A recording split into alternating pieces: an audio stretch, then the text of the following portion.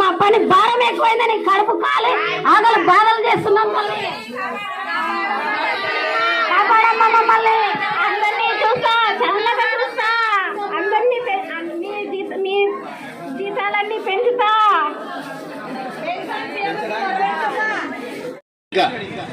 ఏ ఒక్క హామీ నెరవేర్చలేని ప్రభుత్వంగా ఉంది ఇది.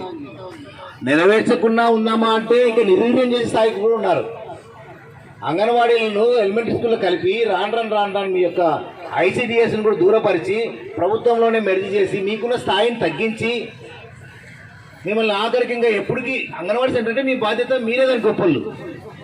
దాంట్లో ఏ నిర్ణయం తీసుకుని మీ స్థాయి ఉంది. మీరు ఎలిమెంటరీ స్కూల్లో కలిస్తే ఆడ ఒక టీచర్ని ఇస్తారంట అంతే. ఇప్పుడు ఇద్దరు ముగ్గురు టీచర్లు ఉండరు రాబో దినాల్లో. ఆడ ఒక టీచర్ని పెడతారంట అంతే.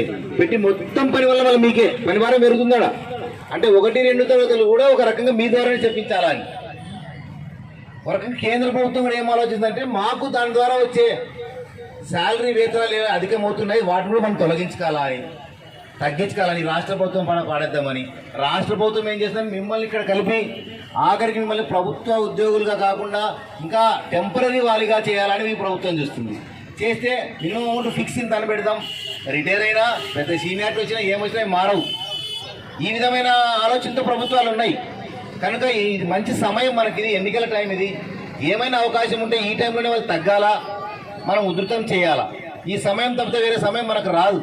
కనుక శ్రీశ్రీ చెప్పినట్టు పోరాడితే పోయేది ఏమి లేదు, బానిస సంఖ్యలు తప్పని. మనం పోరాడితే ఏం పోతుంది, మనకు వస్తే లాభం. మరి ఉపాధ్యాయుల గురించి మన సార్